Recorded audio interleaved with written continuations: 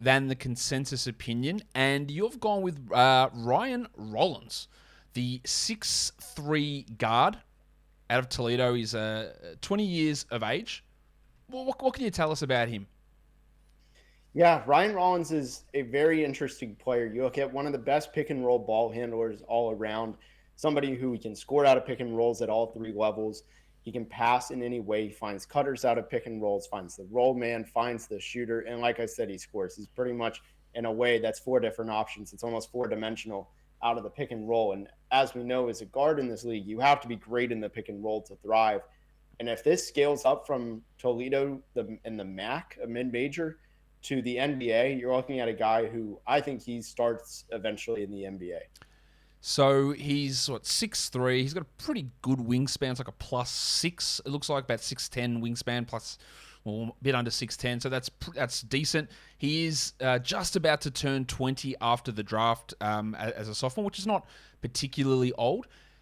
I guess the one thing we look at, you talk about scorers, and as a shooting guard, the scoring was all good. The thing I'll automatically first look at is 3-point percentage, and his was 31%. And it wasn't on gigantic volume. It was just 30% of his shots were coming from three.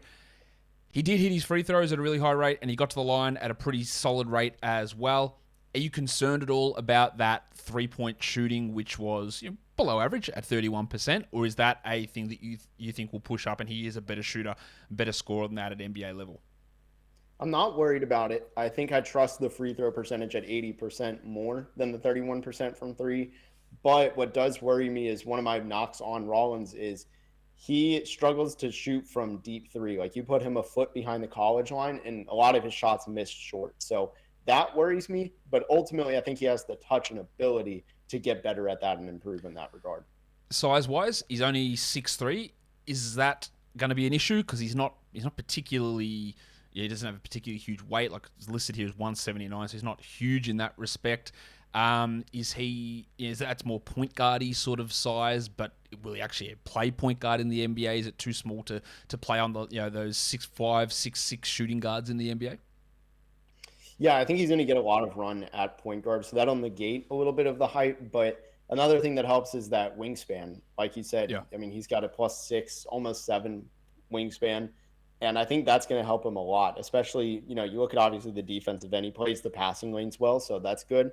And I think he can be able to guard both guard spots. But you look at him as a finisher, and I think that length to finish around guys, something that made like Donovan Mitchell, for example, a very good scoop finisher, is just he has the length to sneak under guys, and he has a lot of flexibility. And I think that's something that's going to help him. Well, it hurt him a little bit. I think that being 6'3", yeah, it's not ideal, but it's also not, it's enough to hold himself up. It's not like a flaw, in my opinion. It's just not ideal. Mitchell was the exact name I was going to bring up. A undersized shooting guard who can handle the ball a bit, but with such a high steal rate. He averaged 1.9 steals per 36 in college.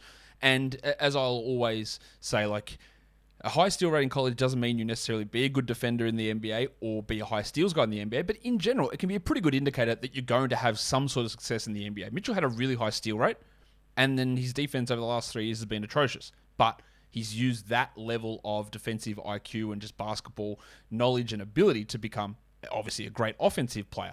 So Rollins has got a similar sort of profile in that he's got good assist numbers, solid rebounder, really good length, good steal numbers. How much stock do you put in that? Like I know we put the standard thing we look at is free throw percentage probably means more for shooting than 3-point percentage, and I like to look at that steal rate. Do you look at that as well as something like a good steal rate gives them a little bit of an edge heading into the NBA? Yeah, for the most part, I think most good college defenders are going to be able to force turnovers because they're better than their counterparts, especially when you're in the mid-major. I think that's a very important stat. I mean, he averaged just over 1.5 steals per game, and that steal rate it was at 3%, up from 2.1 as a freshman. I think it's projectable. Yeah, and that's something to really look at. Anything that's over 2.5 is usually a pretty good number. 2.5% in steal rate is a really good number to look at, and Rollins has got that. Would you pick him in the first round? Yeah, I would honestly be comfortable taking him top 20. I have him top 20 on my board, and I think a team that wants a high upside creator and being able to run the pick and roll, can be trusted in that regard, should take him anywhere in the first round outside of the top, pretty much outside of the lottery. We're going to get to